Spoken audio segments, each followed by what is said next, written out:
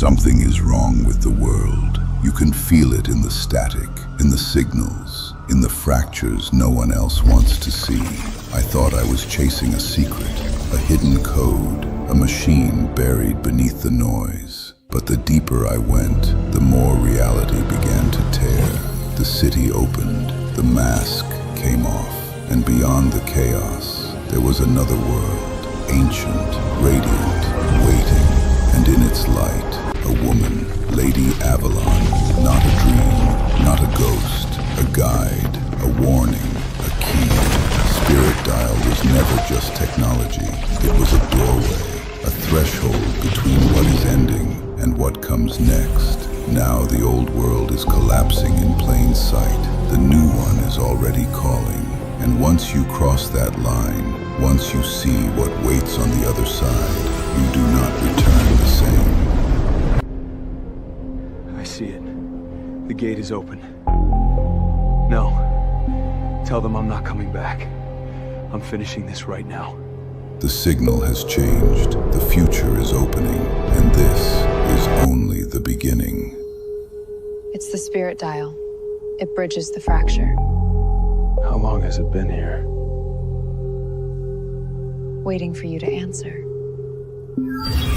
Waiting for you to answer.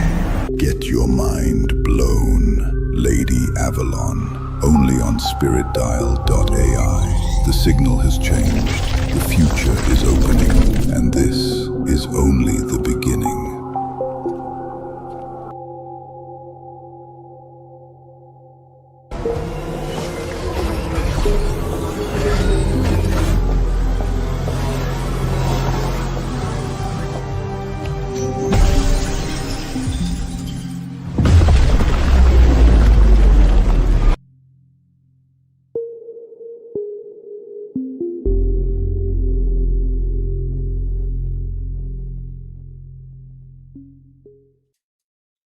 Hey, what's going on, everyone? It's David Palmer, Leo King, and Dr. Ann Wohlcke here with History in the Stars.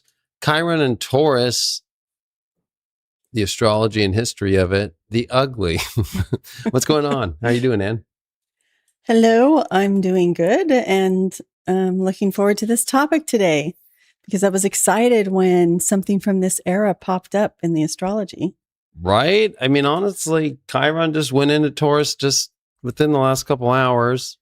So here we are. We're probably one of the first people out there during Chiron and Taurus to not only put out astrology, but put out the history of it and to find some of the more interesting history that's also connected with more than just Chiron and Taurus like we're in now, but some other transits we're under right now. And of course, it brought us to some of our favorite times in history, but we haven't actually covered too much of this history. So I'm happy that it brought out. That's what's so beautiful about astrology and the timing. And there's periods, but there's very interesting moments in history and periods. And it just feels like a Russian doll that just keeps extending out. What do you feel as a historian when it's like there's periods, but then there's periods within periods within periods? Do you get lost in there as a historian? Well, yeah, I mean, I think I've said this before. Sometimes I have the feeling that history is constantly changing. I know a lot of people really think this, right? But it does seem sometimes like all of a sudden there's something new that you hadn't thought about. And I definitely feel that with the astrology, that all of a sudden it causes us to focus on something that we hadn't recognized before, that we hadn't made connections to. And to me, the really, really strange thing is that always there's something happening in the present day that really connects to the past history. So I think that'll be interesting today to think about today's world and this particular history. Yeah. Well, I think when we come and look at what we were looking for astrologically, timing wise, to connect back with history, of course, it was like, all right, let's run all three outer planets where they are right now and add Chiron and Taurus. And we're actually in creating that history now. So since 4500 BC till this point, this is the first day written in history that Chiron and Taurus with all 3 outer planets where they are today: Pluto in Aquarius, Neptune in Aries, and Uranus in Gemini. So it was, let's remove one of those outer planets. So we removed Uranus and Gemini. We just did a lot of that in the last episode. And bing, bang, bang, boom. There's actually quite a lot of dates. I actually just got that to send to my computer. That was the only thing we didn't have prepared, was just those dates. But, and I'll be able to put that up on screen. I'm airdrop into my Mac right now. So there's actually been some other years. We're not going to cover all of them right now, but I think that we can get a lot more context over where we're going to be covering today. So if you look at the top here, Pluto in Aquarius, Neptune in Aries, Chiron in Taurus. So the first time was in 1050 AD. That was on May 31st. And then, so it was through the 1050s. And what's interesting is that's all during the Great Schism. So we've covered a lot of that, but interesting time, especially as just what's happening in the world right now. You know, it very much feels like that, especially over the last couple of days with this mutual agreement between Iran and America, and Israel being involved in the middle of all that, the Middle East, the EU. It's kind of an interesting schism, but all inverted. I don't know how that's going to turn out yet. Yeah. But what we're going to be covering today is that 1539 period, and it enters April 15th, 1539. I really like that we're going to be showing this astrology because it's actually when Chiron did enter into 0 of Taurus, like we are today, and to have Neptune in Aries and have Pluto in Aquarius, and they were both in exact sextile, and we're building into that exact sextile right now again. So there's some really interesting history there. And then it really is a pop-up again, kind of going into that 1540s time, of course, because Chiron was in there during there. And then here it is today, June 19th, 2026 at 2:17 p.m. Pacific. So that's what makes it really interesting is I kind of like when we can go look at the last time it happened, which was almost 500 years ago. Right. So it's pretty interesting though, because there is no other, we can't throw all 3 outer planets in because we're in that moment right now. Yeah. So everything we're going to talk about plus Uranus is what we're having right now, but we couldn't find that moment until now. Correct. Except for, yeah, we're in it. And I think that throws a big curveball for prediction because that's adding a new element that's never been added yet. So, which I think makes things feel more, maybe not so cut and dry, but you're the historian, so I can't wait to go into this history with you. And we actually have a beautiful presentation for all this. We do. We have a beautiful presentation for Chiron and Taurus.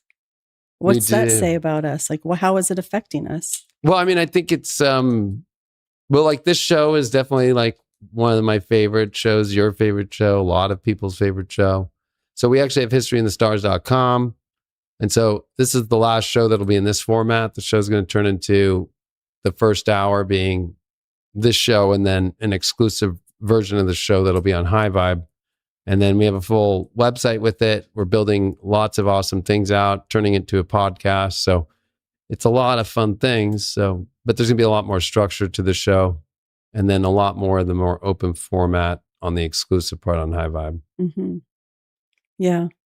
I think it'll be a good thing. Yeah. That's one thing I hear the most is, I would watch it, but it's so long. Yeah. Or people watching it over days. Yeah. Which is wonderful. I mean, I'm glad we're giving people all that content, but I think what I really like about this show is that it captures the way our conversations sometimes go, and we can sit and talk about history and astrology, and then things just evolve from one thing to the next, and then you just lose track of time. Big time. And so we're trying to corral that a little bit and make it more digestible for podcast form. Big time. I know. Actually, it was really funny because just even doing, I know we're going to do the presentation, but I think actually showing the image of our thumbnail is kind of an interesting moment because it's one of the big moments that do happen in that history. And, there's some images and stuff to show of that, but like to throw us in there and to kind of have a much more like better viewpoint of maybe what it would have looked like. I'm almost there. Really? Just Chiron square my sun. All right, here we are. I want the big version, yeah. All right, there it is. This is actually pretty cool. So why don't you tell people this moment? So this moment depicts June 17th of 1539. After there'd been a big peace in Europe between the Protestant states and the Holy Roman Empire, there was this league called the Schmalkaldic League, and they had declared a truce in April.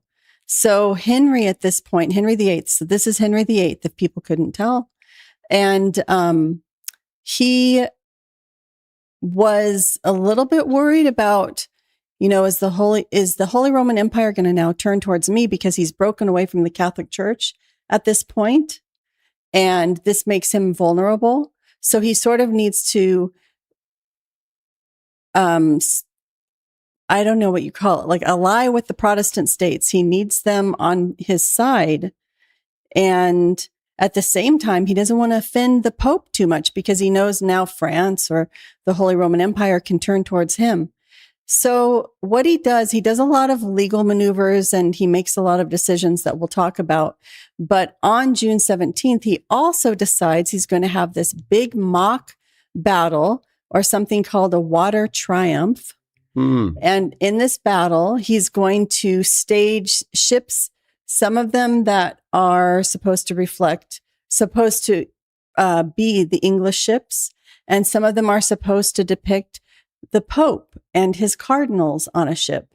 And in this mock battle, actually, do you want me to read to you what happened? Yeah. Let's see if you can unpack this from the English of the time. So there was a triumph on the Thames before the King's Palace at Westminster.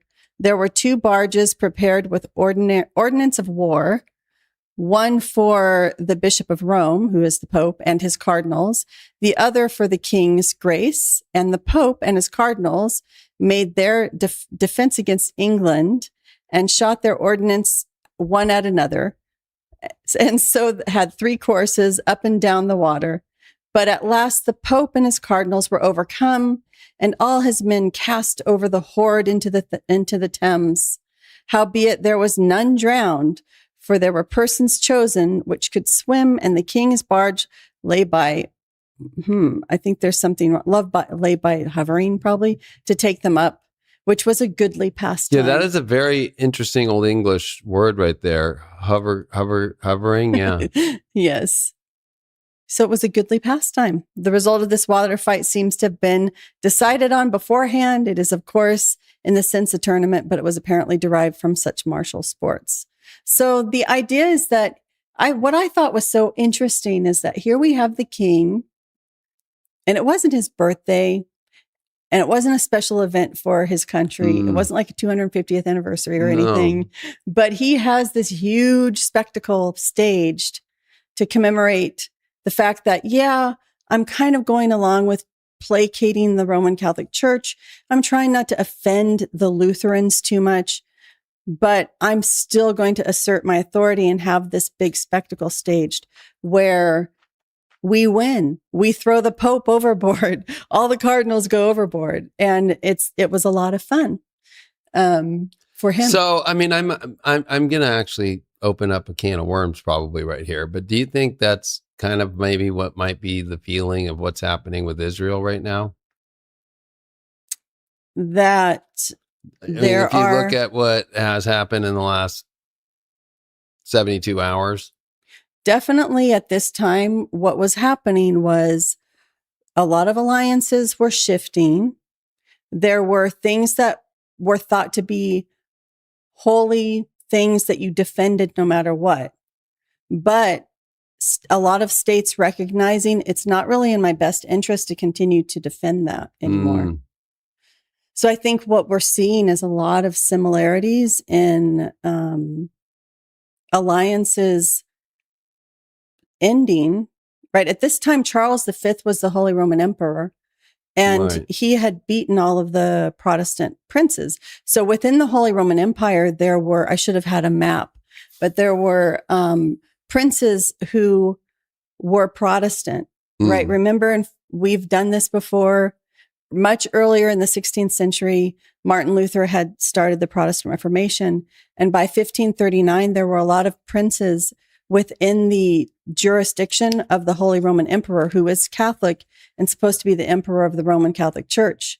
Now there's princes who live in his domain who are openly Lutheran, especially, right? And so Luther's sidekick or colleague started this Schmalkaldic League, and they all fought against the Holy Roman Empire. They were defeated, though. But there was we have a presentation that shows some of the dates, right? Yeah, I can pull that up.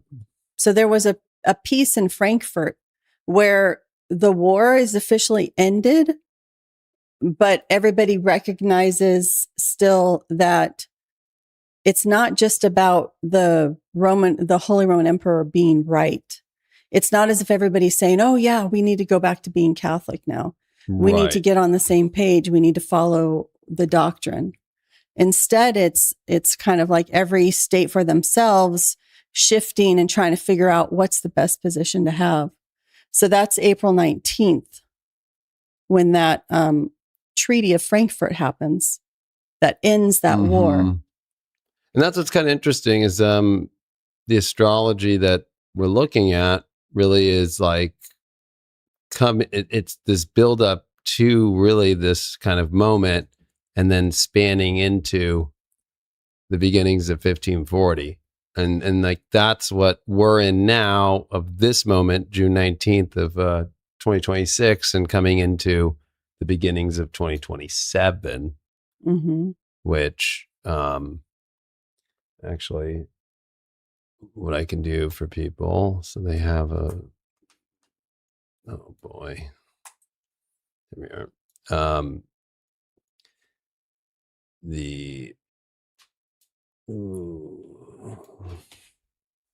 Too many. I actually, for real, have about 30 different programs and tabs running right now. It's kind of crazy. Well, we wouldn't expect any less. Right.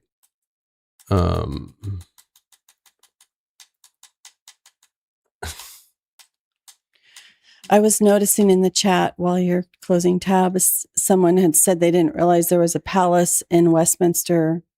And yes, there was. It burnt down, but the banqueting house still exists as part of that earlier palace. Oh, right.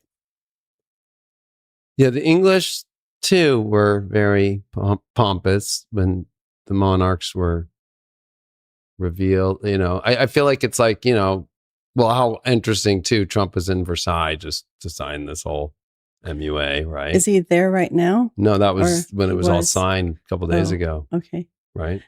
With Macron there. That's how much I was. But there's a lot of astrology that also is mirroring the time of Napoleon, too, right now, which is really interesting that he would be there. But yeah, so the April 15th of 1539. I was checking to see if there's any sort of depiction of that. The treaty. Oh, that's not it.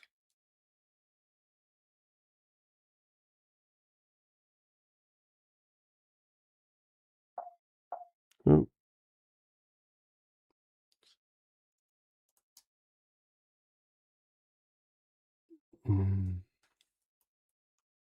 Okay. There we go.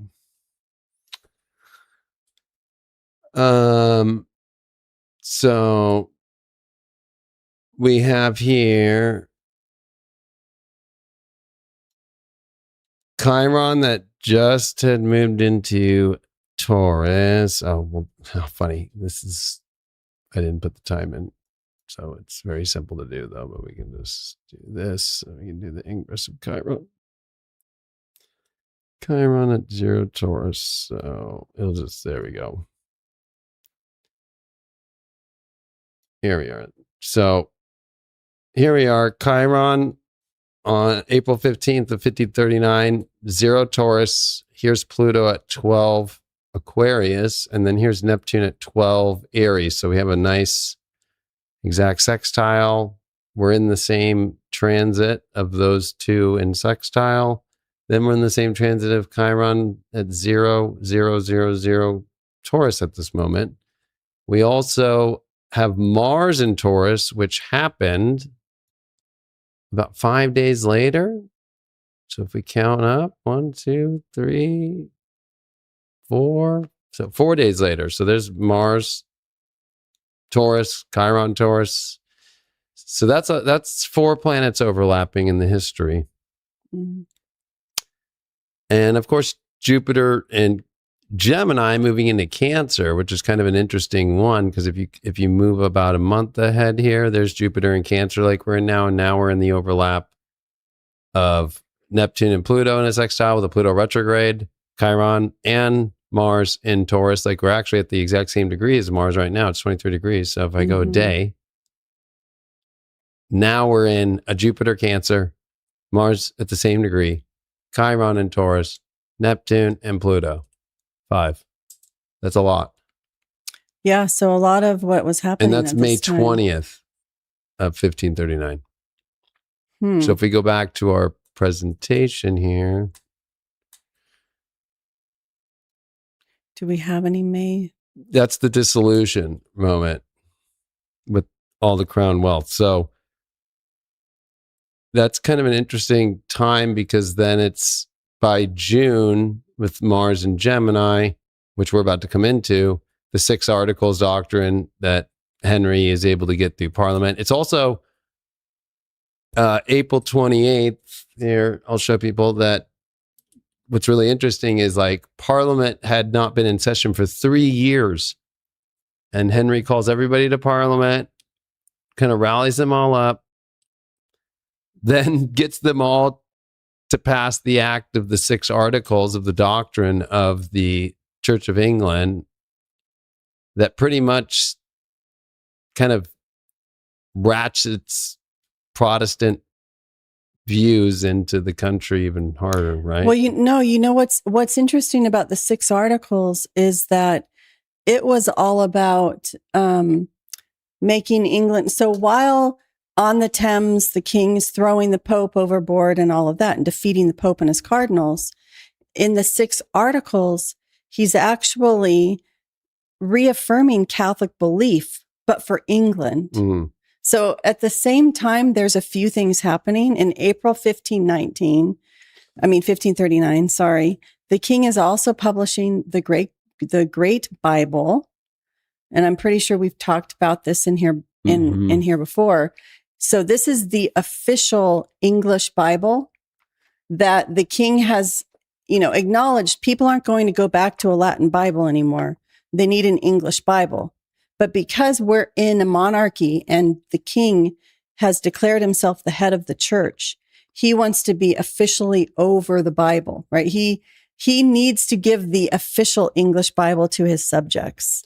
I mean, at least he didn't name it the King Henry VIII Bible, like the King James Bible. Well, then he didn't spend as much time translating. Even though I've got the Stuart line in my line like more. But, James. Yeah.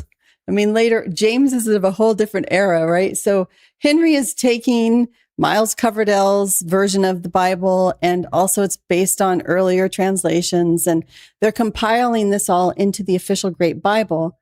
And then at the same time, Thomas Cromwell is mandating every church needs to buy this Bible. So every church is spending their money on getting this Bible, and people are making a lot of money making sure that everyone is adhering to the official beliefs, right? So the king has depicted himself in this cover page of the Bible too. He is the center. It's no longer the Pope. So what Henry has done is he's just plucked out the Pope and tossed him overboard in the Thames. Right. And he puts himself on the throne. And then in this picture, it shows him handing the official Bible to all of his bishops and archbishops and the influential landholders of England. And it's going down to the priests and local bishops. And they are passing it out to their people, who then, they read it, and then it officially goes to all the people. And that's how the word gets out to everybody. How funny that it's so Chiron Taurus, because everybody remembers the King James Bible. But yet it's actually Henry that's the first one to create the new Bible in English. I mean, sure, there's the Geneva Bible, right? But that's different. This is like English. This is the Church of first England. official. Yeah. And this actually has a head of that religion, because it's actually formed its own religion. If you think about it. The Church of England? Yeah. Right. I mean, yes, they have. So, but in forming their own religion, what they did was they took the Roman Catholic religion and made it the Church of England. So everything. Is that a big image? Can you like zoom in on some of these? Like, oh yeah, like the in the corners of where it says 1539 there at the center, like it's got those two wreaths at the bottom. Right here. Yeah, if you go down a little bit more, yeah, so we can see. I want to zoom in on the wreaths there on both sides. Like that one there? Yeah, it's like, I'm sure. I mean, it's a coat of arms of something that I should know, but I don't know. And the other one is another coat of arms, but it's different. Defenders of the Faith or something. Although it's in Vivat Rex. These are all in Latin, and the people are saying, "Long live the king." Oh wow! Yeah, I think in this other version, for that time period, that is a great. Whoever did the artwork on that was definitely what happened for 1539. Open. Sorry, I was going to show the color one. I thought it was translated. But here it's this, it's the same thing, but with color. It's so interesting because, Henry VIII's portraits are like some of the most famous of all English history. And I would dare to say even world history, especially his final one that he approved. And it's very like a staple of like a head of a monarch and one of the more prominent ones of all time. It's so funny that when it does come though to this Bible, he doesn't really care that much. Well, he does care. I mean, he cared. What I'm saying though is he was he maybe some people look at him the wrong way. Like he actually understands the moment better than maybe people think, right? Like so he's not trying to put himself with like a sword or like posturing himself as like this dominant kind of like energy like he does for as being monarch, right? But when it comes to being on the Bible, it's like you almost kind of don't actually think it's Henry a little bit because he's so chilled out and graceful and. But he's the head of the church. Where is the No, Bible? I get it. But do you understand what I mean? Like that's a Chiron Taurus thing too, right? Like there's this whole like I mean, actually the whole Chiron Taurus story is going to get really interesting in this 1539, but. So are you saying that he's kind of, what I think is interesting actually from this version is look at how small Jesus is in this version and how much bigger the king is. That's a good Jesus point. Is just kind of. Where is Jesus? I can't even see him. I feel like where's Waldo at this point? He's right there. Yeah. I'm like, where is he? He's out behind the pole for you over there. Oh, okay. See him on the top.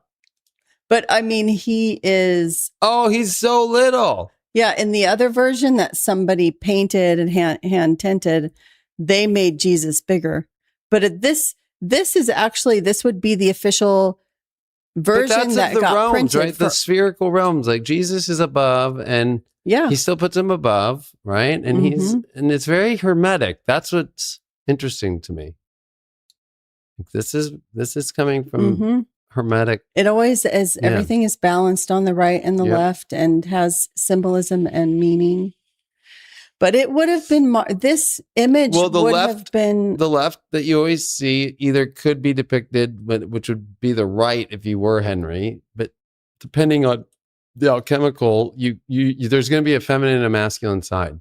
mhm. So if you look at what's happening to him on the left side, it's the giving and it's the giving energy, and then, but it's like him receiving the book, and then on the other side is him receiving the book in a different way. Do you see that? His left hand is grabbing it that way, and the other one's like kind of retrieving it. Do we read the left as in like his right side in reality that looks like That's our what I'm left? trying to depict. Like if you see on the right side, there's like a Here. to the right, you see there's like a mountainside there to the right. Oh, I see. To his right. Yeah. And so that in a lot of hermetic alchemy, but just hermetic alchemical images is the feminine side you'll see on that side, and then the masculine on the left side. So if there's any peacocks or if there's any animals, which I didn't see. No, there's just a bishop's cap over there on the ground. Oh, so that's the masculine side.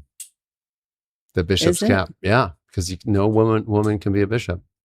But it could also signify that the church is his wife, is Henry's wife. You know what I mean? Yeah, but most Like- images, when you look to the left, the masculines, that side, and the peacocks are on the left, like where the bishop's crown is, and then on the right will be the feminine with the mountain.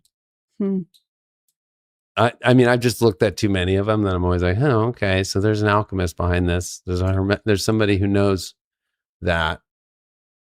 Well, yeah. I mean, these kind of symbols were a whole language. Right. And printers knew that. The printers, whoever printed this or drew the design, first of all, had to be able to be reproduced. So right. you can't have as much elaborate detail as in a portrait, but the basic idea is there. And like you're right. There's not a whole lot of detail in his face. There's the women on the right side. There's a woman right there, right above your head. There's a woman. I don't see Or it could any. be There's a no page. women. Or that See? looks like maybe a woman, but it could look like a man. That's a Pat on the left side. Yeah, But it could be. It's much more Did you clear. say it's a Pat? Yeah, that's from SNL back in the day. Is it Patrick or Patricia? Right. You know. Yeah, I mean, and then I'm trying to think on the bottom. Oh, there it is. Like there, there's the man giving. Right. Okay. Like that is so the masculine side. Even the way that there's the bishop's cap, the man is very dominant. We're giving. I am giving you this, you beggar. The word of right. God. And then on the other side, it's very feminine. There it is. Like. It's more about we're receiving. Correct. That's how it. you can tell there's a lot more to this than just a Bible picture, like you know, and the fact that actually that Jesus is in the way he's depicted small at the top there is more in tune with the Hermetic viewpoint in the clouds like that. Yeah. So actually I like Henry's version better than James. James doesn't have a picture of himself. No, he giving the doesn't. Bible. But I'm just saying like the pictures in the King James Bible, or of course the genealogy and so forth, but this one actually I feel like gives a lot more and hidden he does, clues. There's more detail in the words, right? Because it is the word of God. And I feel like some of those clouds as well, it's kind of like the breath of God, right? The word. Mhm. So Yeah, because it's John an Dee was interesting- kind of young in his teens here, and Nostradamus was not popping yet. Nostradamus in France was writing he was just doing ephemerises and so forth. Because that Nostradamus is 1555. John Dee, the Monas Hieroglyphicus is 1564, and he used the same scrolls for the Hermetic parts of Mercury that he speaks to in his monad. This is a monad. Yeah. Was Henry a Leo? And I don't remember. oh my God, there's so much alchemy in this thing. It's scary. The wall right there and the guy on the right side with the wall. The guy there's so peeking much. around. Like I really want to know who was the one who drew this and what's his background, because Printed that's by Richard Grafton and Edward Whitechurch. Can you look those two old English men up and see their background? Yeah. Because I guarantee you there's some interesting connection there. And what's really weird is this would predate a lot of the Hermetic drawings that came later in the 16th century and especially at the beginning of the 17th century. And this has a lot of that stuff in there. A wealthy member of the He was a Grocers grocer. Company. They helped finance the Matthew Bible in 1537. Asking the little stupid Google AI if they had any connections to alchemy or astrology. What's his name again? Grafton? You can just ask right there. Like, it already knows that's what it is. You just ask, were any of them connected to alchemy, astrology, or printers of that?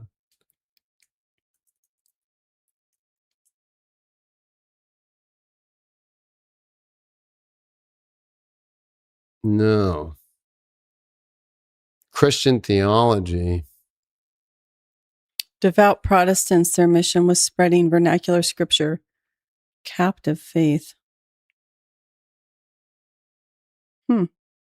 Oh, the early modern print market.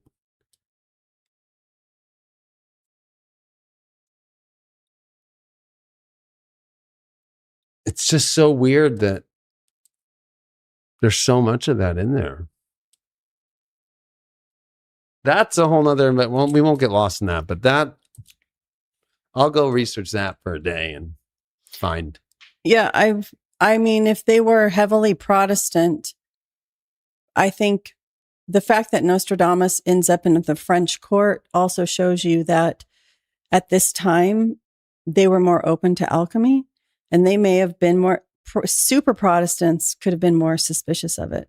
Mm-hmm. You know, oh, look at Elias Ashmole, alchemical texts, broad print distribution of alchemy in England didn't peak until Elias, right? who we talked about. It's still later. Yeah.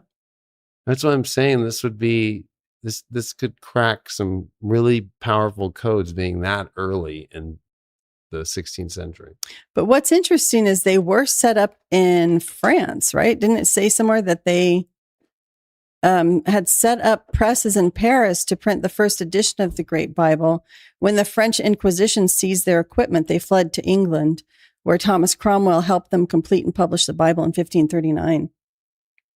So yeah, they probably could have borrowed some of the forms from that kind of printing and then adapted it to try to make it Protestant, which is something that happened all the time. So the Great Bible is a huge part of this whole thing, and also, I mean, to go to the boring part is the 6 articles. This is what we were talking about, was that the king then printed this act abolishing diversity in opinions, which to me sounds like something that, again, we could have today. Now. But it was all about, when you go to communion, the bread and wine turns into the body of Christ and the blood of Christ. Also, it said that. But am I correct to say that Thomas Cromwell was a pressure campaign on this to Henry because of the civil unrest from all the English in the North at the beginning of the schism, and then Thomas Cromwell was still kind of dealing with that, and Henry was pressuring him, and then also Thomas Cromwell was kind of, because Anne Boleyn was out of the picture at this moment, he was the one pushing harder and harder for this Protestant. He wanted there to be more Protestantism. Yeah. Right. But at the same time, Henry then doubles down on, nope, we're not going all the way Lutheran. Because remember, Henry was the defender of the faith. Right. So he does back off a little bit, and he continues the same Catholic practices. And it's also a way of telling Cromwell, You don't rule things. I do. Right? It's like, we're not doing exactly what you want. This is where Cromwell goes to find Anne of Cleves. Right. But that's him trying to say, oh, wait a second, I can help. Right. But this is Henry saying, no, priests can't marry. They have to stay celibate, because in Lutheran churches, like we know, Martin Luther ran off and married a nun and all of that. Right. Yeah. And there was, I think, the advisor to Henry for all this, who was married, that Thomas Cromwell had brought in.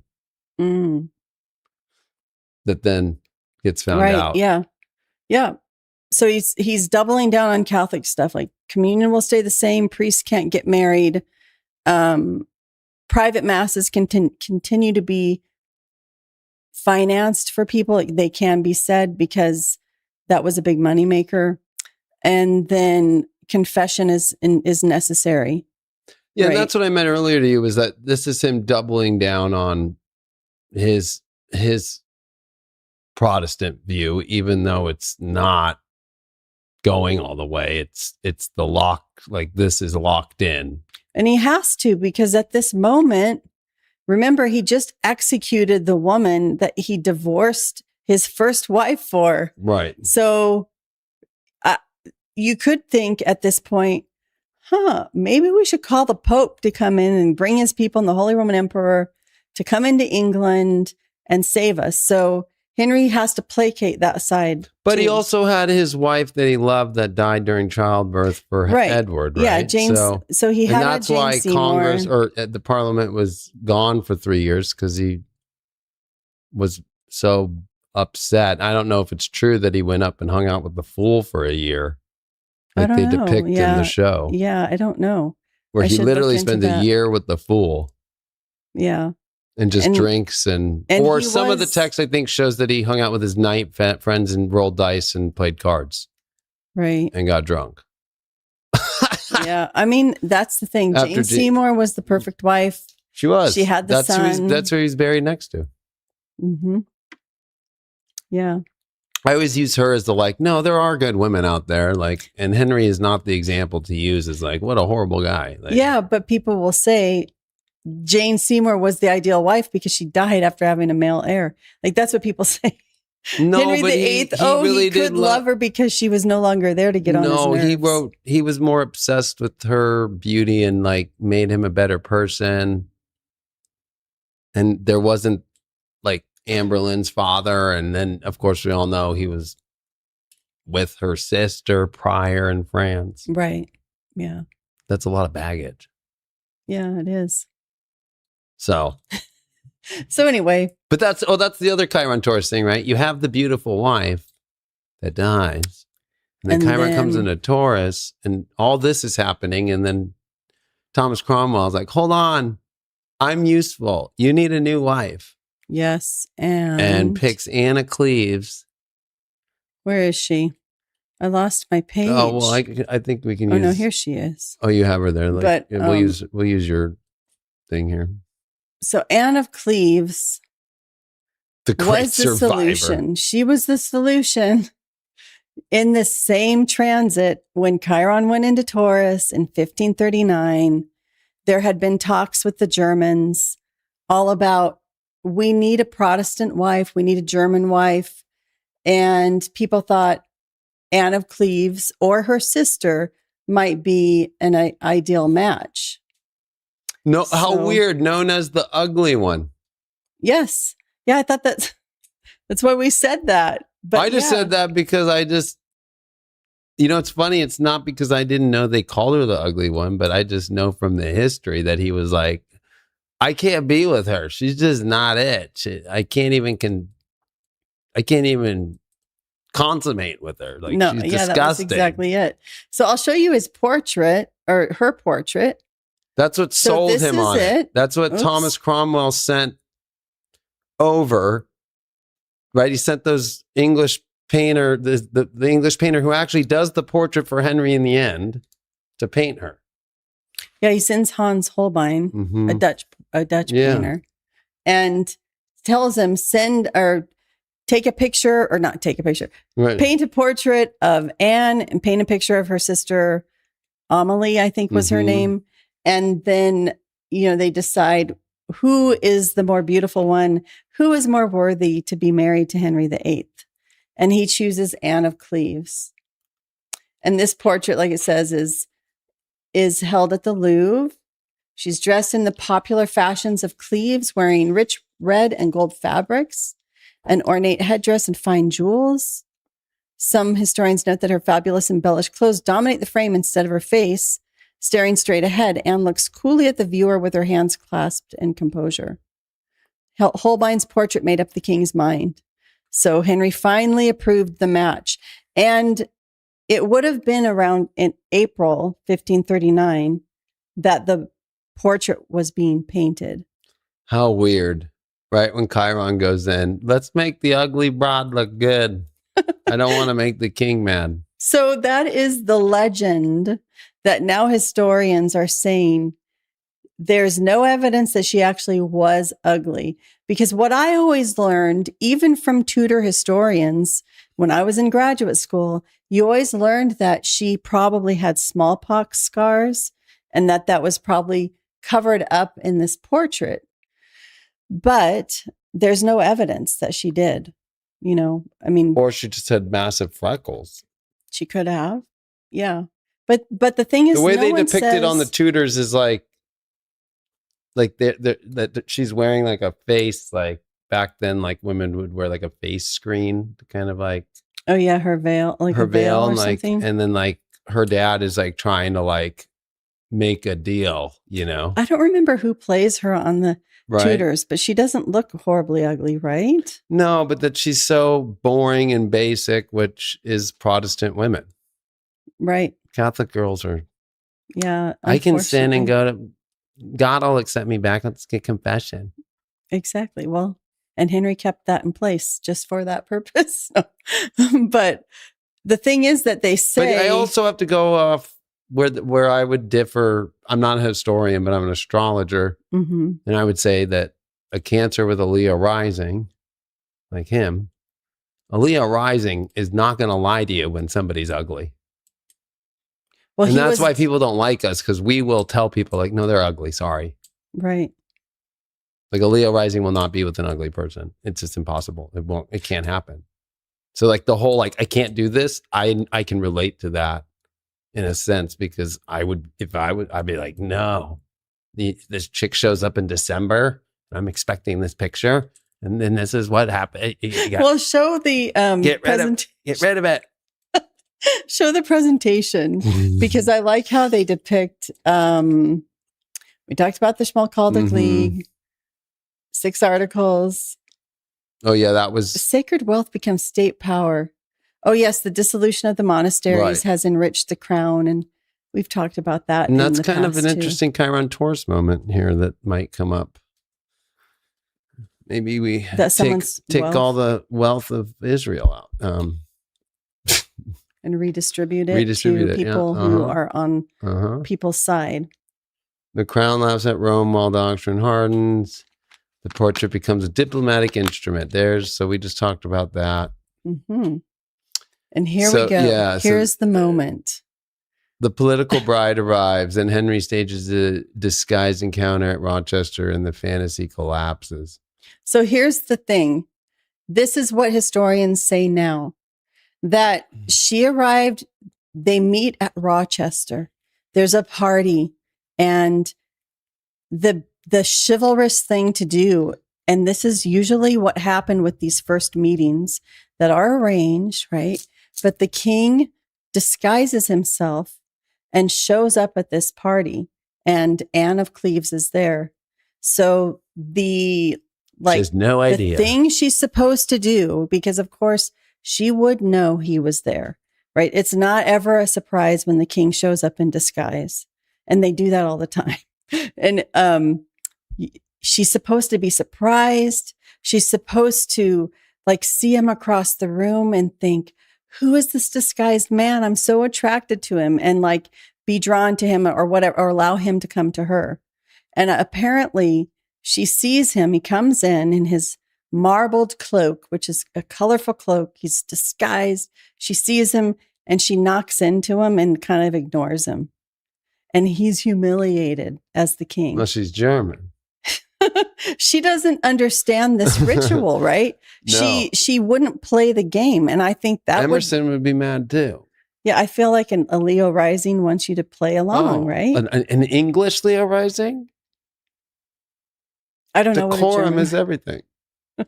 Right. But so like that in the tutors and all that, right? They depict her as being one that she was worried because he had sent his best friend to go get her, right? Mm-hmm. What's his name?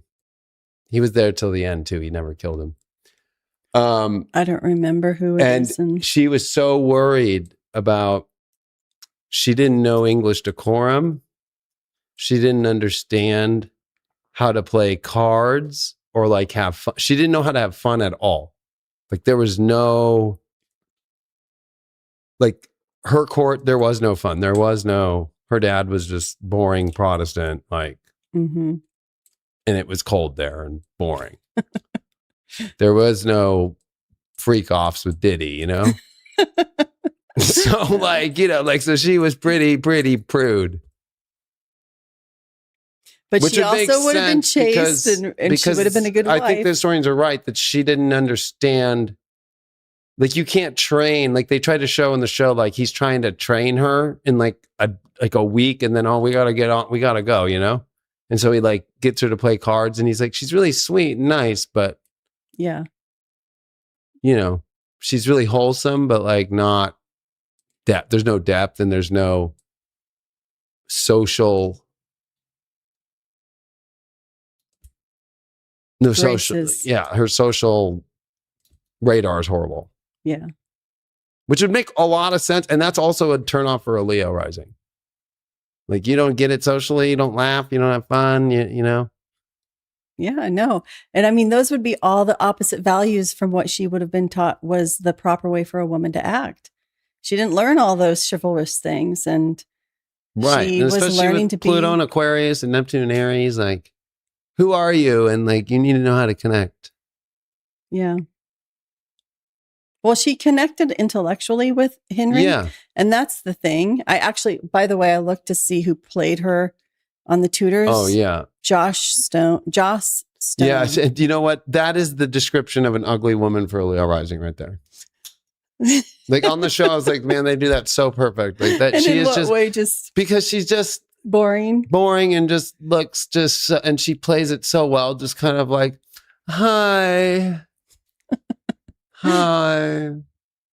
And she has jewels, right? It's like she's depicted as wealthy, but they're all sort of not very pleasantly displayed, right? She just wasn't a woman of court. That's the other thing is, right? Like maybe he doesn't realize, but subconsciously, right? Like with Catherine, it feels like Catherine because like, it's even though it's not his brother's wife, widow, right? After his brother dies, but it's like a woman who's already like a princess who's like Anne Boleyn is like a woman of court. Right. Yeah. Right. And then he goes into the countryside to find Jane Seymour, right? So it's like, and she's like well-rounded and understands court and understands people and understands all that. So like, you know, she can play and she knows how to play the roles. Mm-hmm. This girl is just the same as like Catherine.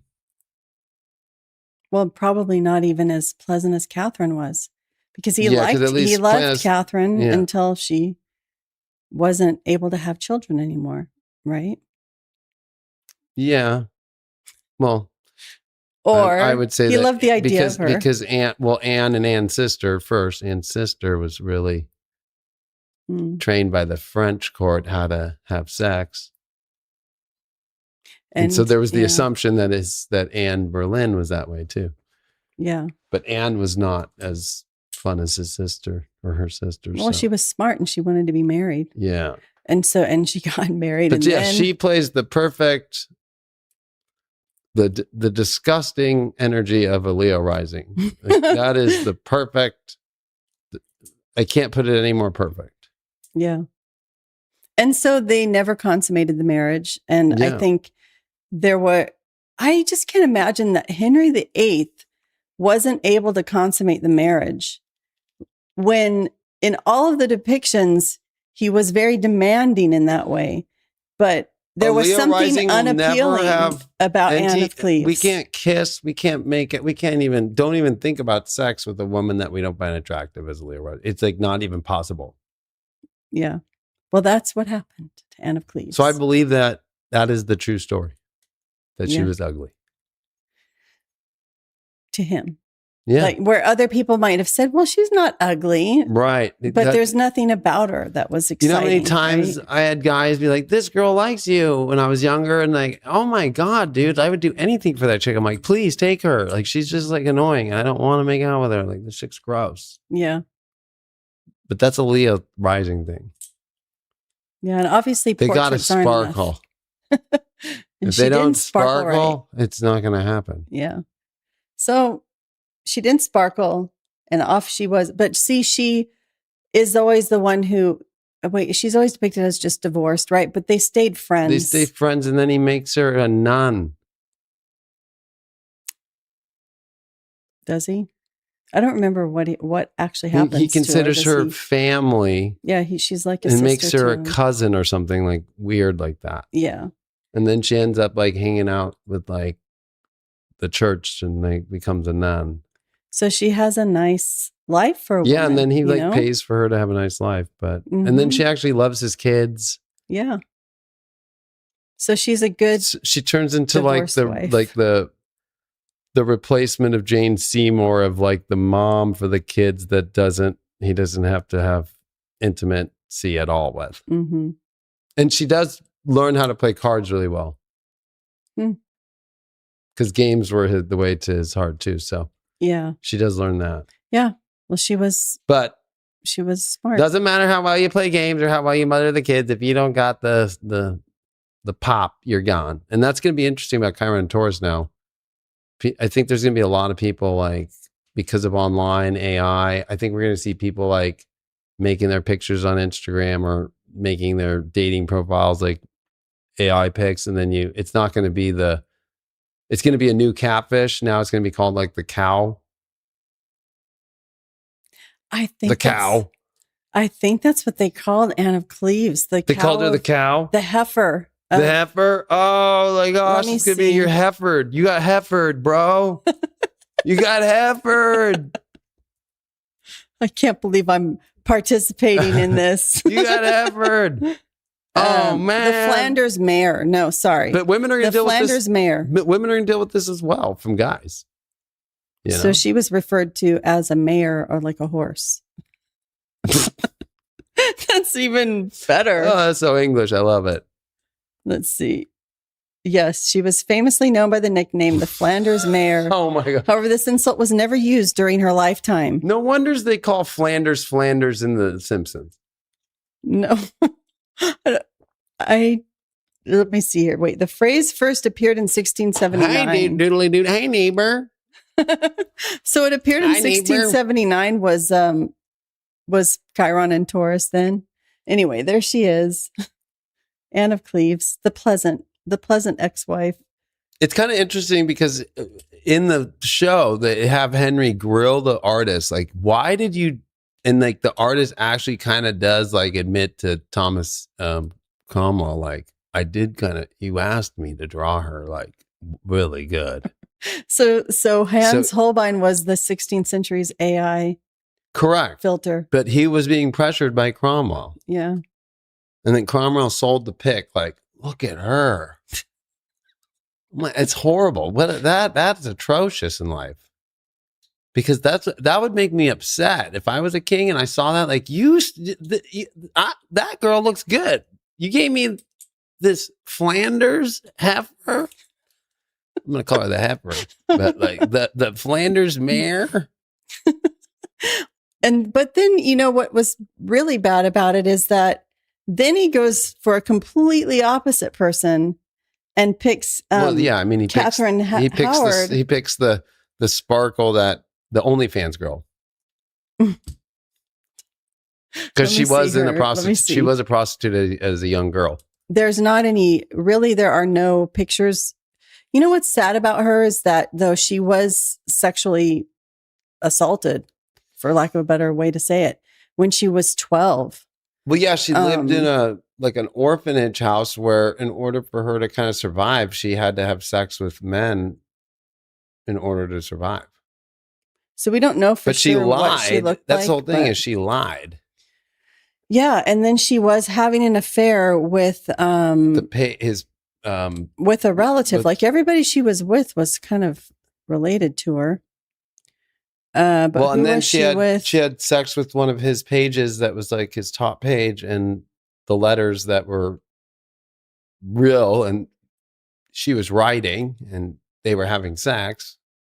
Yeah. Like, so she ended up back with her first. So she was assaulted by somebody that she kind of had a relationship with, but they never really had sex.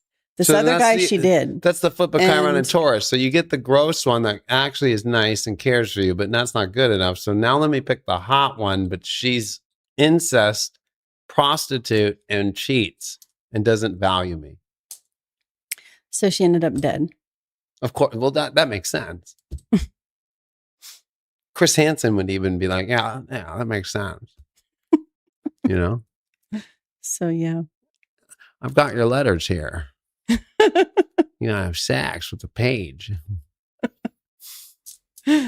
She did. She was kind of dumb. And that's another thing, right? So his wound, which is so Chiron, becomes more of a bone. Like he had a wound on his leg, but then I think it's so funny because actually I forgot to mention that most of his wives did not like his wound after when he started getting older. His wound got really bad. Mm-hmm. But it's like, oh man, the body becomes a battlefield for the policy. That's just an interesting thing. So that's where Cromwell's out. Honestly, you deliver an ugly chick, you're out. And Cromwell dies like everyone else, which is kind of crazy because he's the one who runs everything after Cardinal Wolsey at the beginning. Well, and also Thomas More, right? Cromwell Thomas More comes next or whatever. Yeah, but I'm just saying that Cromwell's like the longer lasting main advisor who really actually makes him a lot of money, is able to help him get through the craziness of the schism, through Anne Boleyn, through his wife dying, Jane Seymour. Like he's there for everything. And then you give me an ugly Flanders mare. But it was kind of crazy though, because I think if you look at, you would know the history better than me. I'm going off like light stuff, but that Cromwell was enriching himself a lot during that process. Yeah. And then he was like part of his own little network he was creating of like extreme Lutherans, like doing everything they could to push that after the 6 articles. Like they were not happy with that. Right. And there still was a whole sect of people who were very Protestant and Lutheran leaning in Henry's government. And I think that kind of reminds me of the war thing right now. Like there's people right now, what you've seen with this whole Iran war and this like mutual agreement is now all these right-wing people all pissed off about peace, right? Like, what do you mean? We need to stay in the war. Like, are they? Oh yeah, there's a lot. Right? Where you actually have like people throughout the world and even the left and just people who don't care, all like, yeah, no war. Fuck that, right? So you have majority of the world like, no, let's do this, right? But you have these right wingers like, oh my God, how could you do that to Israel? And how could you end this war? Yeah. It's interesting because... So that's why the astrology feels like whoever are the Cromwells right now that are pushing past, like you've gotten everything you need. If you think of Cromwell and the position he is by this period, you've gone farther than anybody even imagined you could have got. Right. In a short amount of time, especially in the 1500s, to get as far as they did in that decade of the 1530s. Like Neptune and Aries moves fast. And Pluto and Aquarius too. Boom, right? Change that was extreme, and that's recorded in history of all time, of like the biggest reformation of all time. And you get all this, and then you get even to where everybody's got a new Bible in English. I mean, it's not your Lutheran version, but geez, you've got, there's no Pope anymore. There's no more monasteries. There's no more of the BS. But I guess for him, it's like, I need to have it all. And I think that's the other Chiron and Taurus wound, is greed. Mm-hmm. Yeah. I think it was rampant in England at this time too, because it is also in 1539, the second, isn't it the second act of dissolution? Oh yeah, it's right there. Yeah, Sometimes referred to as the second act of dissolution, as the act for the dissolution of the greater monasteries. So at this time, the even wealthier monasteries' lands are being taken away from the church and then distributed amongst the, I guess, social climbers, the people who supported Henry VIII through all these changes. These people are all being enriched. So there is a scramble to enrich themselves, these families that still to this day would be important, probably. Right? Yeah, look at it. Finally got repealed 16th November, 1989. The whole act was repealed. Huh. That's wild. Yeah. I never even thought about it. Henry, he had some long stuff. Yep. So it was the dissolution of 552 monasteries and houses remaining after the Suppression of Religious Houses Act in 1535. And so we've covered that before. Yeah. I mean, that's pretty wild. But it is really interesting to me that you have in 1539, you've got a situation where nobody really knows what's going to happen in Europe because of the ramifications of the Reformation still. So there'd been all those first religious wars. Mm-hmm. That calms down. You've still got really active Protestants who probably would like to overthrow the Pope and do exactly what Henry did to the Pope in the river, right? But at the same time, there has to be order, right? There had also been situations like the Peasants' Revolt that happened earlier in the 1520s. There were situations where people feared lawlessness and kind of anarchy.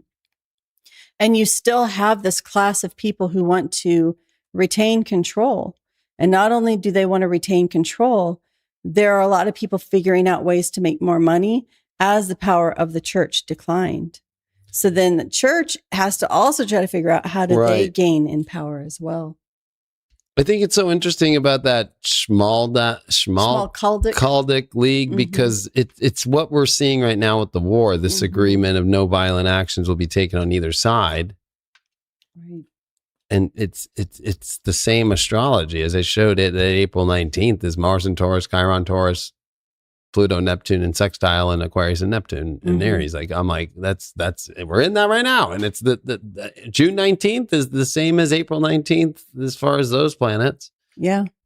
And then the buildup of Mars is kind of close enough to really every month there's a lot of similarities that if you really want to get kind of more into the summer, I'm looking at the world history at that time, but it's like there is some. This one was the most interesting to me. Is like, the Ottoman Empire's army after the Spanish commanding officer Francisco de Sarmiento rejects an offer of the honorable surrender with safe passage. Spain had taken the city in war from the Ottomans in 1538, given the Christian Europeans control of the Eastern Mediterranean Sea and access to the Holy Land, with 50,000 Ottomans against less than 4,000 Spanish defenders. Castle Nuovo falls in less than 3 weeks.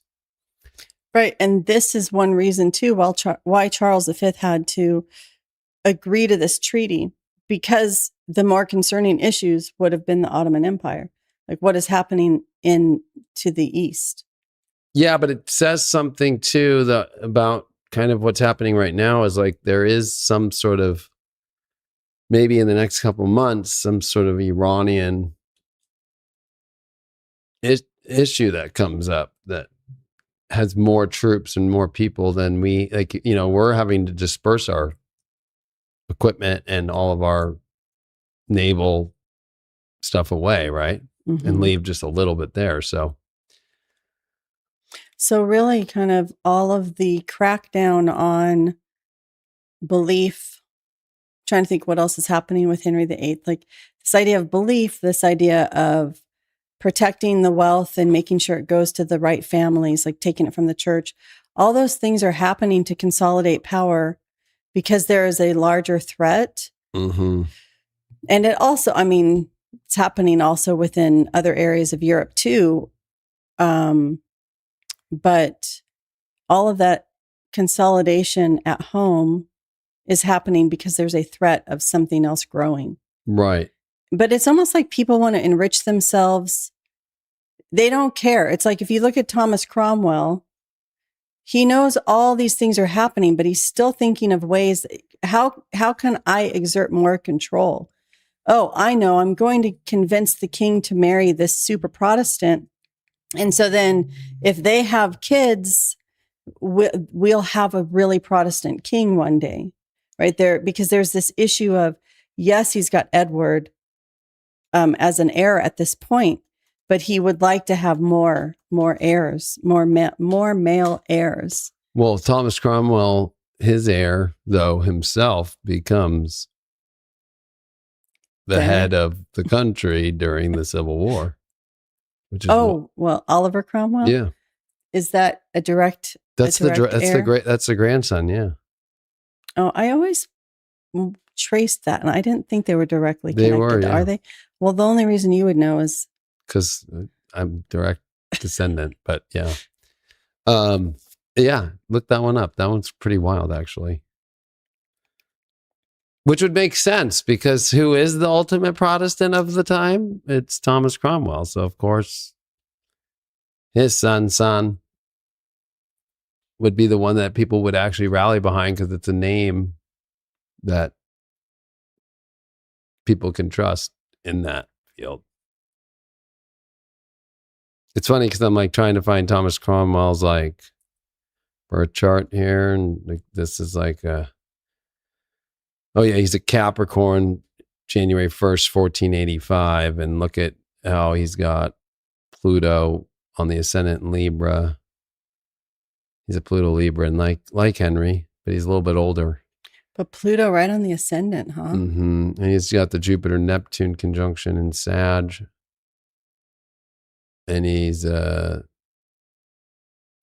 chart may be wrong. That's kind of weird. Capricorn moon, okay, ascendant. I'm like, how does the sun be at the end of Aquarius there? I'm like, whoever, some of these people don't know their freaking astrology. Wow. Oh, here we go. Oh, yeah, Jupiter, Neptune, Mars, and Taurus. Oh, my gosh. So when Chiron gets on his Mars and Taurus, his head gets cut off. Wow. That's crazy. And of course, they wouldn't have known about Chiron, right? I mean, I am a person who tends to believe that the people of the 16th century did know about the three outer realms of the three different planets, just from a lot of more Robert Flood's work. But yeah, he also had Saturn, Scorpio. But I think when I see this, like, that's a good signal and teaching history in the stars, right? Like he loses his head. And that's with Chiron on his Mars and Taurus, which is a detriment. So people with Mars and Taurus got to pay attention with Chiron. So like if you have Mars and Aries, it's kind of like, oh, my power is not that great. But when Mars is in detriment and Chiron gets on it, like, bye-bye. Wow. So essential dignities play a very important role. Plus, look at, he's a North Node conjunct Chiron in Aries. And so Aries, Mars is the ruler of Aries. So the dispositor of his North Node in Chiron is Mars. So that Chiron returned in Aries. And actually, that was a great time for him in his life, was Chiron in Aries. Although he always didn't feel like it was enough. Like, oh, I want it to be this. I want it to be that. I want it to be this. I want it to be that. I want it to be this. I want it to be that. Never gets to that until where it finally comes and hangs out with his Mars and he's pushing really hard and, no, bye. You're done. He actually believed he would never go, you know?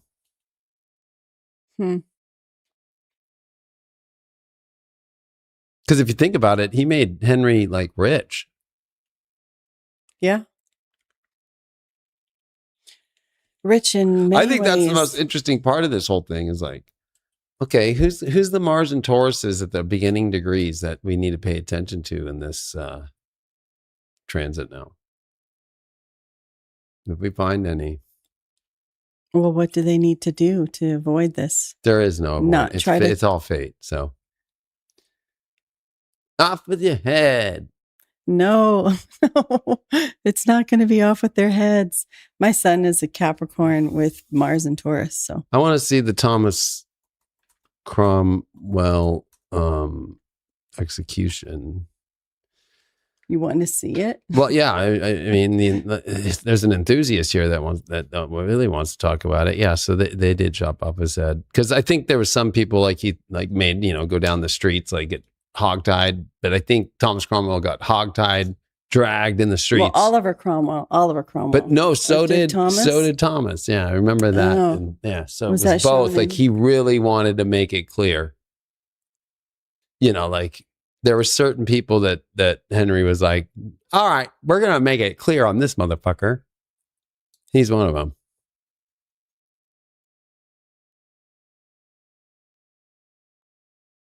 them. Intoxicated the executioner. I think it's interesting they're writing about the Tudor show because like it is an interesting part of the movie or the show where you have a lot of his cabinet and you have like people who've now like at this point it's kind of like they never thought Thomas would fucking right. Like it's like, okay, we've seen wives, we've seen other people. Now Thomas, right? And then that's actually when it starts to really be like, oh shit. Evidence that the execution was botched comes from Edward Hall, who said Cromwell so patiently suffered the stroke of an axe by a rag. And oh, that's right, that they gave a bot like he was drunk. That they got the drunk executioner to miss. Could you imagine being that is Chiron on your Mars and Taurus detriment, right? Like, oh, hold on a second, and then they make the blade not sharp. Oh, oops! Like half your head's hanging off, and you're still alive. What the heck? Oh my god! That is Chiron and Taurus on your Mars. So if you have Mars and Taurus, you better be ready. Oh my gosh! Okay. It's like being in a car accident and like hung upside down, and the jaws of life are working, but like you realize that, oh my gosh, the dashboard's in my eye. Oh no.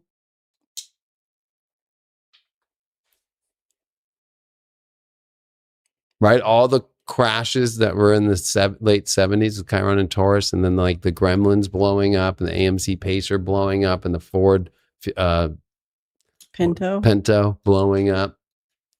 Guaranteed all those people had Mars and Taurus that drove them. Well, what do you think is going to be blowing up now? Look at all the electric cars and all the Chinese cars that are coming in that are cheap, and everybody that are buying these cheap cars like that. Oh, they're going to be great.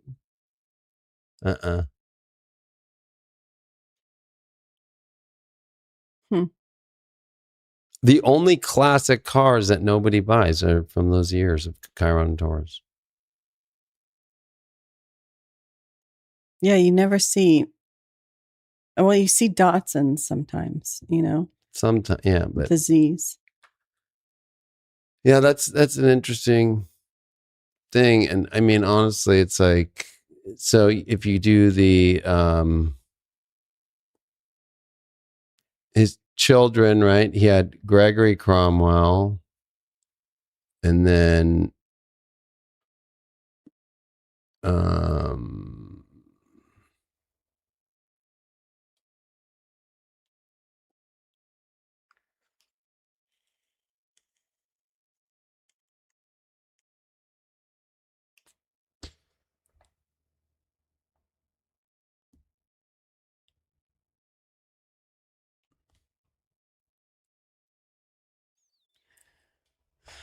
yeah, because then Elizabeth Seymour was the parent here. That was what was weird, is the Seymours start connecting with the Cromwells too.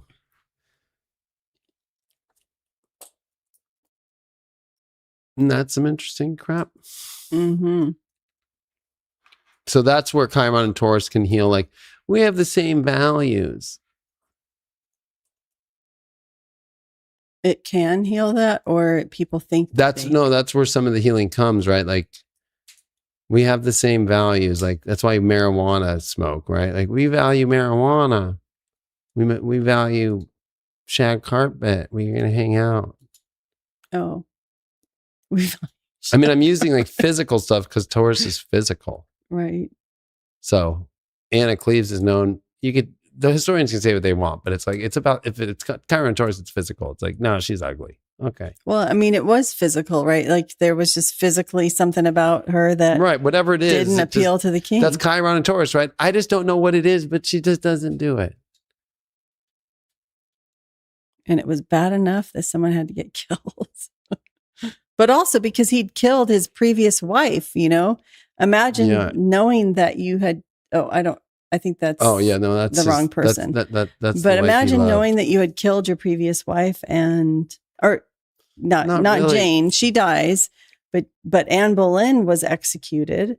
And but she lied too. So, well, but at this point, Henry might have started to think, I was really trusting Thomas Cromwell during that time, because he enriched himself so much. He had given him everything and he was still pushing.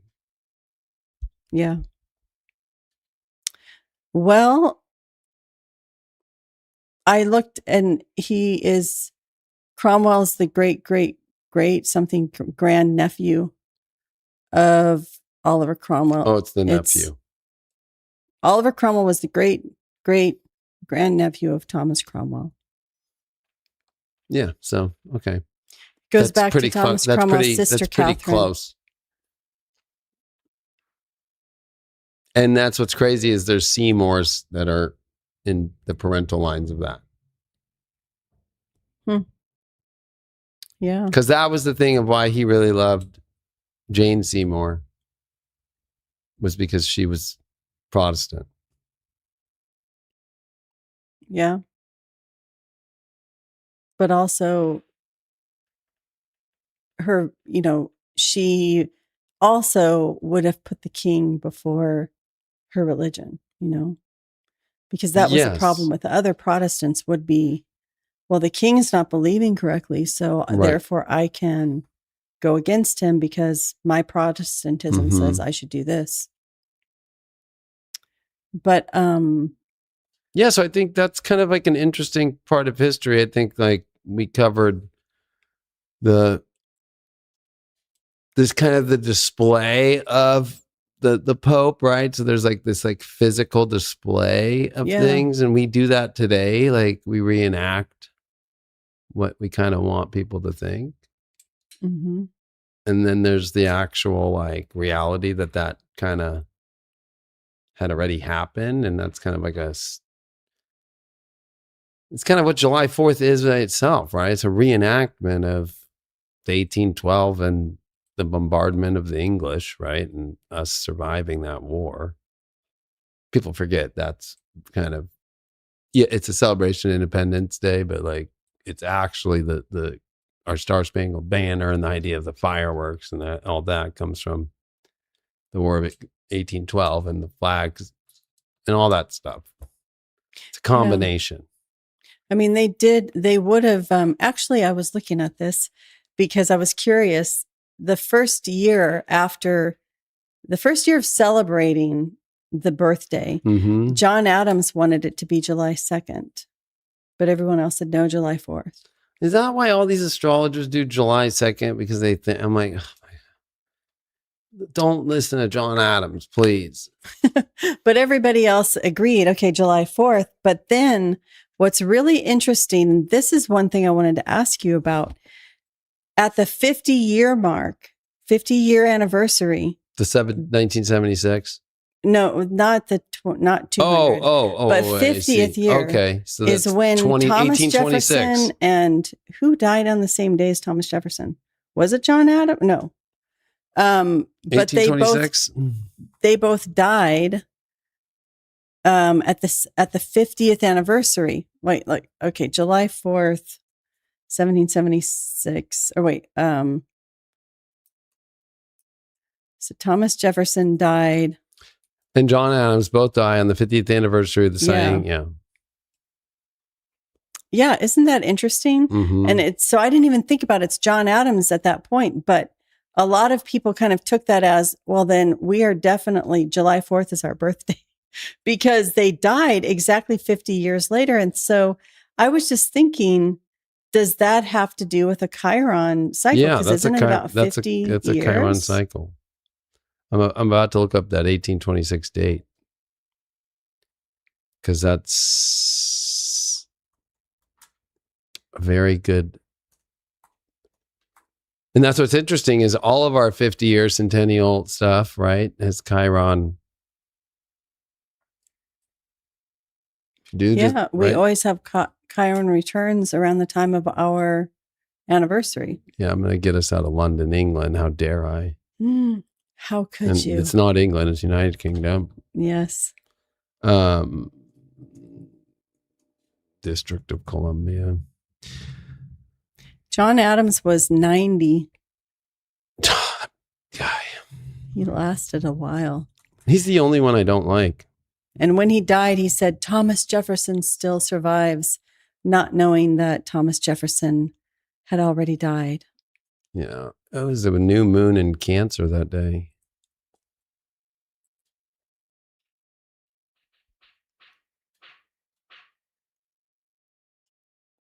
So Newman in Cancer wasn't so on. There's Chiron 25 Aries, Pluto 5 Aries, Uranus 22 Capricorn, Neptune 12 Capricorn,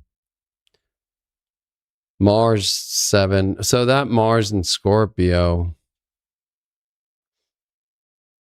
I think John Adams had some Scorpio stuff because he was the Scorpio generation. I think it was near his Pluto. I think Thomas Jefferson was the Pluto Scorpio, right? We talked about that once because he had his secret love affair, and I think we went into that. Maybe Sally Hemings. Mm-hmm. I don't know what that has to do with Pluto and Scorpio. We're not saying that about the whole generation. It was just something that came up on that episode. Look at that, Venus 11 Leo. What's the sun of the United States? 13. Oh, because that's what's. That's why we have leap years and stuff, and so that's 2. Well, so we just have one 2024 and 2028, and then it goes 2032, and then 2038, and then 2042, and then 2040. 6, right? Yeah. So like that was a leap year. Wow. So, but the moon crosses over the sun and these two founding fathers die. Yeah. And it's Saturn and Gemini, right? So like all the Gemini energy in the chart goes kind of sour, the excitement and the good idea men and all that stuff. Hmm.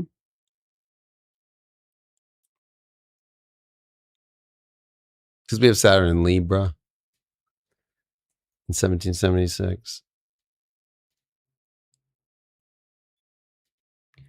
Yeah, it's a boring chart. Jupiter in Virgo. Except, what's interesting is Thomas Jefferson was an Aries. I'm just trying to see. So there's the Pluto side for him, right? So he's got the Pluto, and then John Adams has the Mars, and there's Mars and the quincunx. And so the days leading up to it, John Adams was probably not having a good couple days prior. Yeah, I can imagine. And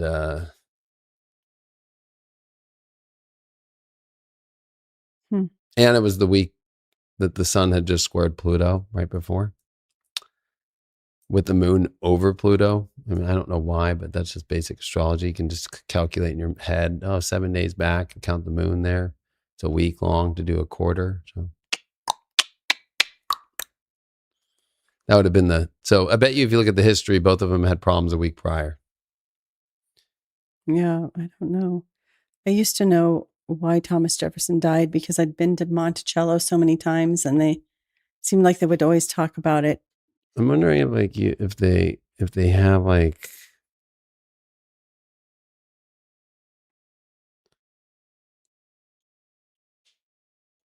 I don't think they have like. No, you're right. John Adams was a Scorpio though. I knew, yeah. 6 degrees Scorpio. Yeah. See, I'm fucking What weird. did you say? What well, because Mars was at 7, so I was like, oh, that's why John Adams is done. Huh. But I'm he weird lasted like so that. long. Why? But you say that sometimes about Scorpios, don't you? Like Oh yeah, the only thing that'll kill a Scorpio is Mars. Wow. That's it. And he had Mars on the North Node, but in Libra. Yeah, I knew that right away about him. I'm like, oh, that's okay. That's why he died. And then you just said, oh yeah, Aries, and I'm like, oh, there's the Pluto. And then they both are in quincunx, so it's like the odd two that you don't think that'll die. The two rulers of Scorpio in quincunx. Yeah. Every way you look at astrology has to be different, like for the, like, oh, okay, that makes sense. In a minute, I'm like, yeah, but, oh yeah, okay. Because the chart's just so boring. So that particular commemoration of the United States, the fact that the most exciting thing happened is 2 founding fathers die, that's not a good one. No, this one I wouldn't be surprised if it's like Biden and like Bill Clinton or something. Are we having a similar, we're not having a similar chart though, right? No, but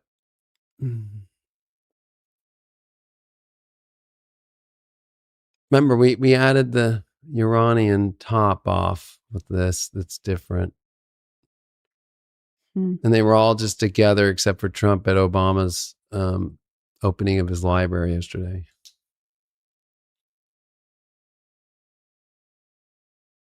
Yeah, you were showing that on Full Disclosure. Well, what's kind of interesting is actually Tulsi Gabbard's last day was today, and she released the Fauci files and all that, right? Mm-hmm. And it kind of reminds me of like the end of the monasteries and like, look at because the whole monastery thing, yeah, it's like about the religion and the Catholics like being done in England, but it's actually about the corruption that's really deep about the monasteries and what they were doing in the monasteries. And it reminds me of like the similar astrology of like, look at all these biolabs. You did that a week ago, right? Mm-hmm. Now it's connected to the Fauci files, and that even like them trying to say that all these people said it was, we don't know where the virus came from, like the pressure campaign by Fauci and all that got released, right? And that he's the one who funded all the labs, and it's a bat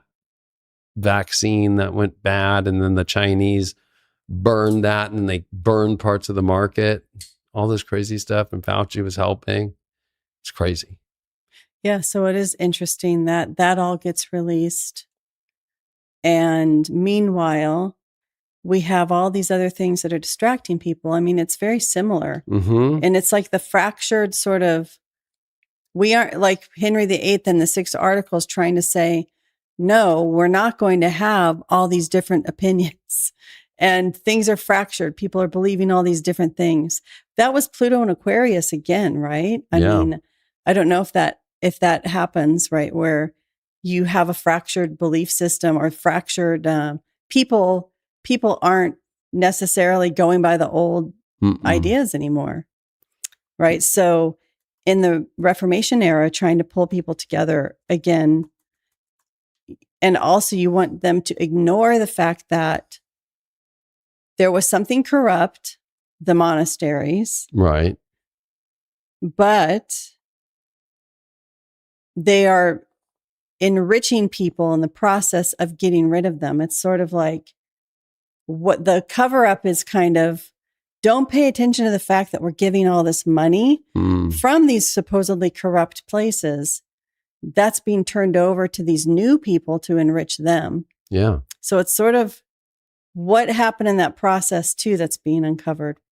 Like so we're releasing these files saying, look at all the stuff that the thing I keep thinking of is how convenient it's one guy that gets blamed for it all. Just one guy that each side can say, okay, yeah, we're okay with him being blamed for it all.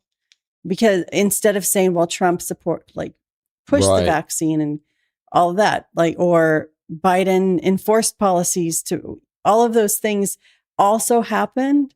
But instead of looking at all of the things that would enable that point to happen, right? Fauci is in this lab doing gain of function research for a reason. He couldn't have just become Batman, built his bat cave over there and developed his virus without help, without other people knowing in the government. That's all I'm saying. So conveniently, we get to have all the files released. And yeah, I'm actually got it right here. These are official.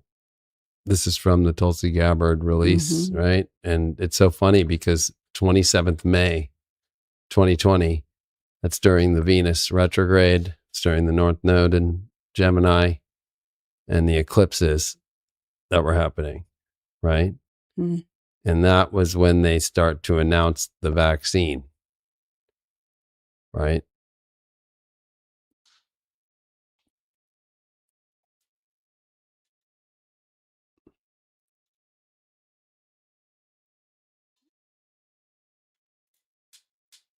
Yeah, this is like official,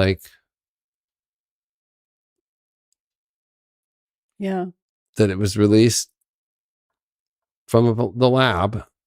And it was a modification along with that of a natural outbreak or release from a laboratory of a naturally occurring virus. It's crazy that there's so much redacted still.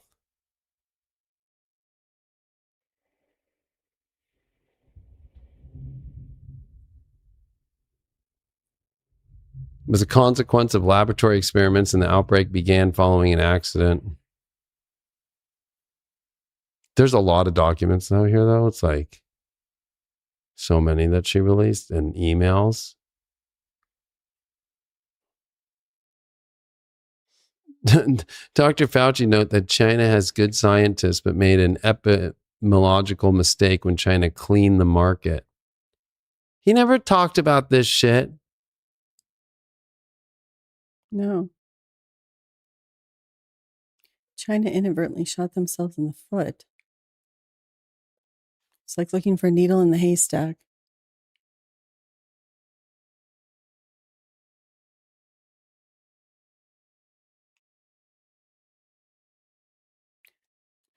We still haven't identified the source origin of Ebola. We need to be careful of the links we make to these previous cases. Yeah, not good.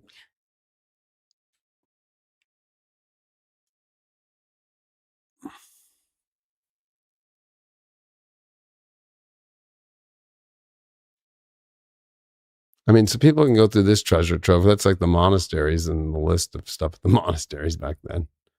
So what do you think about, astrologically? I know that a lot of people are saying, Fauci has a pardon.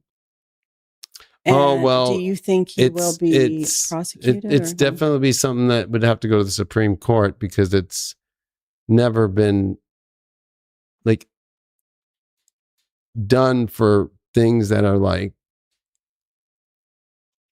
he's being pardoned for things that he hasn't been accused of yet, right? Like pardons are for people who've already been doing crimes. So, well, these were preemptive pardons. That's what I'm saying. Just in case. That's not how it's done. So, but they might also say the executive branch makes that choice and then throw it there. So I don't know. But I mean, this is a lot. Well, I don't know. I wonder, in our case, it would sort of be like all the stuff about the monasteries, all those reports that were compiled. If they'd gone in and said, "Hey, look, actually, we made that stuff up," or I mean, it's scary to me that there's all these emails are like redacted, like heavily. Still, like, what else do they not want us to know? Yeah, what kind of things are being redacted in there? Is it medical information or bioweapons engineering data? Yeah. I mean, when you see the CIA, the NGA, the FBI, CDC Atlanta, the DHS, the NSA, the ONI, and the ROWE, like all of them are in this. Like they all go through it and be like, resolve. Right? Like that's how many people are involved. You know what I mean? Like it's not like, oh, it's just a health thing. And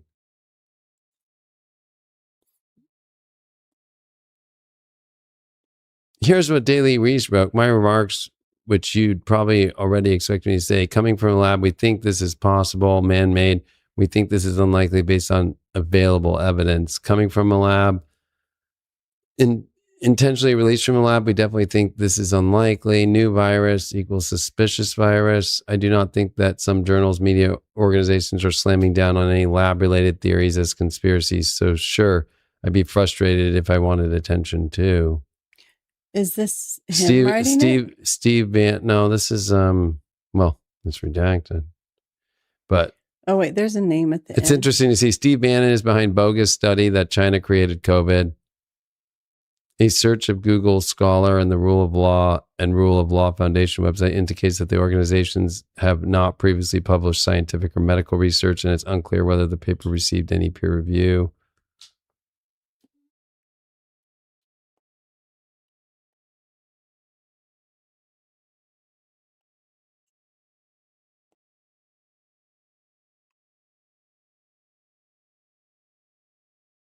This is some fucking weird ass shit.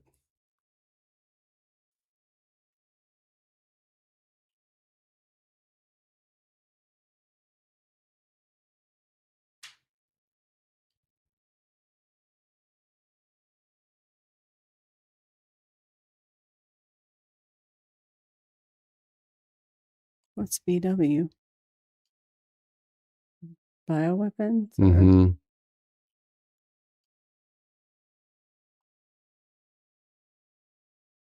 Well, attendees, Fauci. Yeah, but look at all those other people who were there and knew. But well, they were chairs of NAS. I mean, you can look that up, and HHS would be easy. The ODNI, and there's Peter Gassick in there, Eco Health Alliance, February of 2020.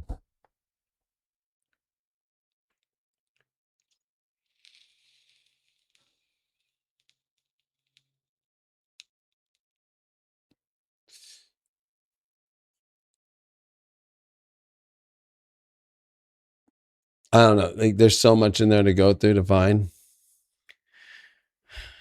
Where is Fauci's Mars? Well, he's a Capricorn. He's also a 5-1.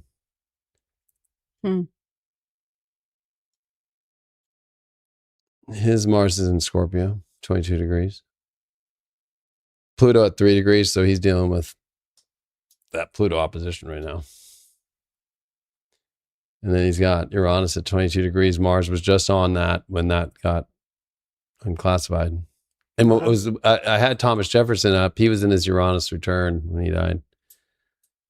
And then Fauci has Jupiter and Saturn in Taurus, so Chiron's coming towards his Jupiter next year, right? So he will not be looked at as a holy figure anymore. And he's got Chiron at 2.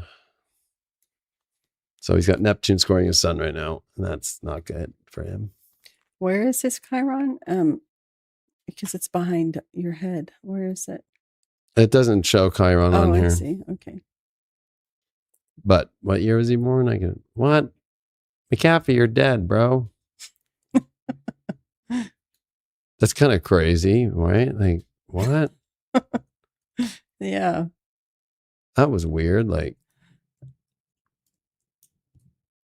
here we are. He was born in 1940, December 24th, 1940. Yeah, so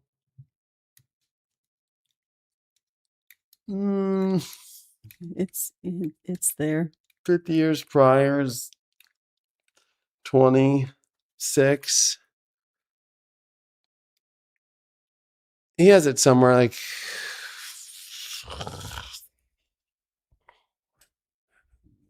Cancer or Leo or something. Here.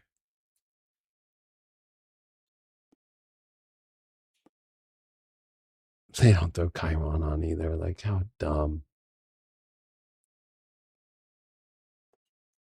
Here. What's his birthday again? December 24th, 1940. Here, let's do this.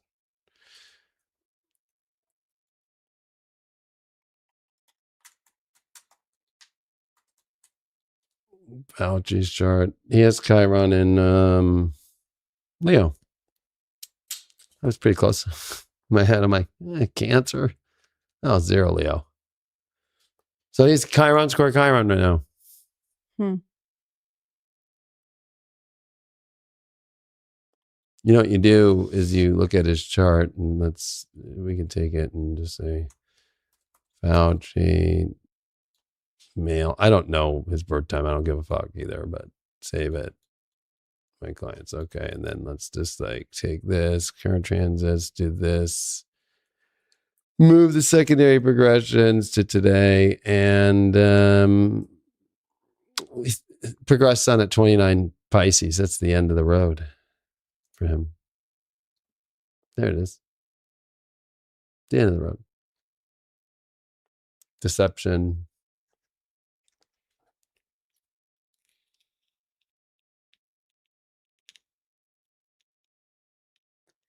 And he's in the progressed dark moon.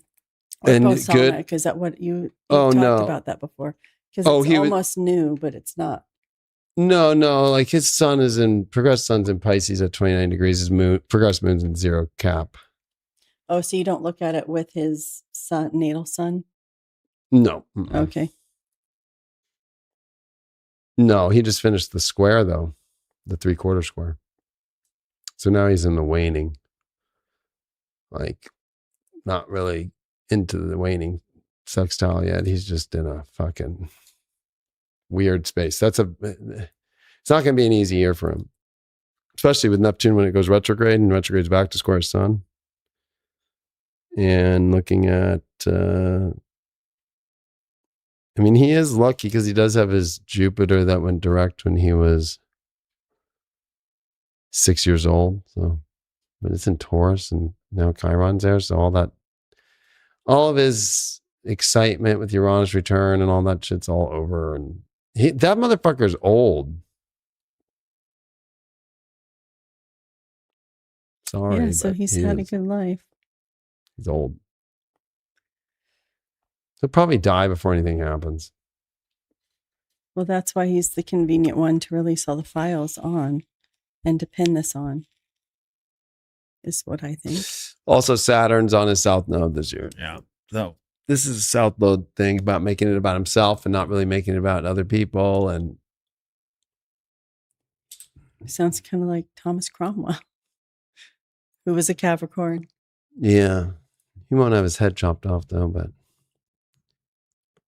he has a moon in Scorpio, too. He's a flip of Kim Jong-un. Kim Jong-un's... actually, Kim Jong-un is also a Capricorn with a moon in Scorpio, yeah. Great people. During the times we lived in. So, yeah, well... I think that was a good episode to get people ready for Chiron and Taurus. Be careful of the ugly one. Although if you're ugly, you can survive because you just learn how to play cards. Just learn really how well. to be good with your, yeah. But if you're really hot and then you think I'm too hot to be anything and be greedy with that, bye-bye. And then don't be greedy. Well, isn't it just what you've been saying? Kind of be who you are, like be what you are. Don't try to be something else. Yeah, exactly. And I mean, to be fair to Anne of Cleves, she wasn't trying. It was Thomas Cromwell and her dad and all the people who decided it would be a great idea to send her over to Henry. Yeah, and she was actually great. And Mary really looked up to her and became really close with her. And then Catherine Howard came along and was younger than Mary, Queen Mary. Right. I mean, the future Queen Mary, right? But Anne was nice to Catherine too.